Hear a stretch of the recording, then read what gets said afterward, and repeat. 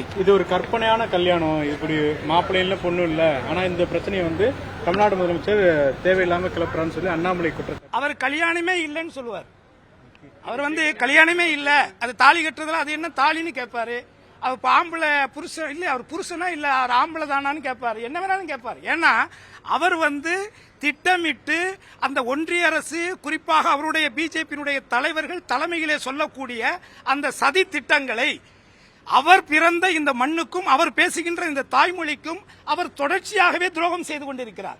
அவர் தான் பேசுகின்ற தாய்மொழி அழிப்பதற்கு இந்தி என்கின்ற ஒரு மொழி ஒரு மும்மொழி கொள்கை என்ற முகமூடியோடு வருகிறது என்று உணர்ந்துமே அவர் தான் சார்ந்திருக்கக்கூடிய அந்த அமைப்புக்காக இந்த மண்ணுக்கும் இந்த மக்களுக்கும் இந்த மக்களுடைய உரிமைகளுக்கும் மிகப்பெரிய பாவத்தை அவர் செய்து கொண்டிருக்கிறார் என்பதுதான் என்னுடைய கருத்து. பாஜக தென் மாவட்டங்கள்ல பெருமளவுல வளர்ந்திருக்குன்னு அதெல்லாம் ஒன்னும் வளரலங்க. எதுவும் என்ன வளர்ந்திருக்கு? 10 காருக்கு 20 கார் ஆயிருக்கும், 20 கார் 40 கார் ஆயிருக்கும். இருக்கிறவங்க எல்லாம் யாருன்னு பாருங்க, மேக்சிமம் அக்யூஸ்டுங்க தான் இருக்காங்க.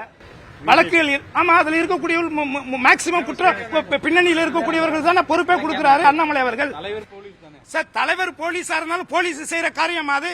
எந்த ஊர்ல எந்த போலீஸ் திருடனை பிடிக்கிறதுக்கு தான் போலீஸ். ஆனா திருடனை உருவாக்குறதுக்கு எப்படி பேரு? அவருக்கு என்ன பேரு? அவரை எப்படி நீங்க போலீஸ்னு சொல்லுவீங்க?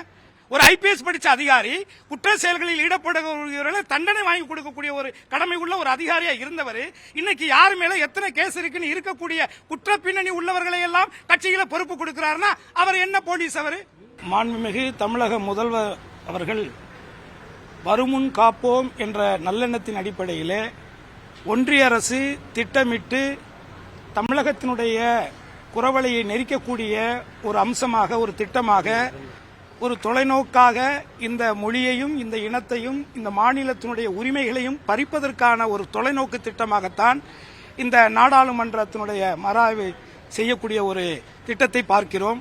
இதிலே கலந்து கொண்ட அத்தனை கட்சி தலைவர்களுமே முதலமைச்சர் அவர்கள் எடுத்திருக்கக்கூடிய அவர் இன்றைக்கு அறிவித்த அந்த தீர்மானங்களை எல்லாம் முழு மனதோடு வரவேற்றிருக்கிறார்கள்.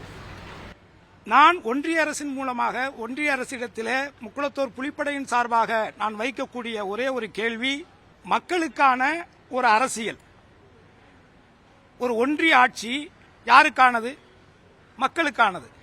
அந்த மக்களுடைய மொழிக்கானது, அந்த மொழி பேசுகின்ற மக்களுடைய நிலத்திற்கானது, அந்த நிலத்திலே வாழக்கூடிய மக்களுடைய உரிமைகளுக்கானது. இது முழுக்க முழுக்க இந்த ஒன்றிய அரசு இந்த உரிமைகளை பறிப்பதற்கான ஒரு தொலைநோக்கு திட்டமாகத்தான் இந்த தொகுதி மறுஆய்வு திட்டத்தை நாங்கள் பார்க்கிறோம்.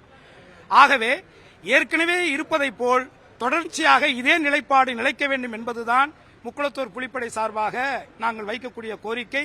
இதைத்தான் அங்கே கலந்து கொண்ட அனைத்து கட்சி தலைவர்களுமே இதை முன்மொழிந்தார்கள்.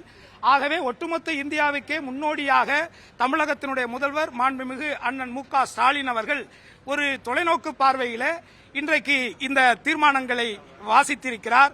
ஆகவே இது நிச்சயமாக தமிழகம் மட்டுமல்ல, தென் மாநிலங்கள் மட்டுமல்ல, ஒட்டுமொத்த இந்தியா முழுவதுமே இது பரவும் என்பதுதான் என்னுடைய நம்பிக்கை.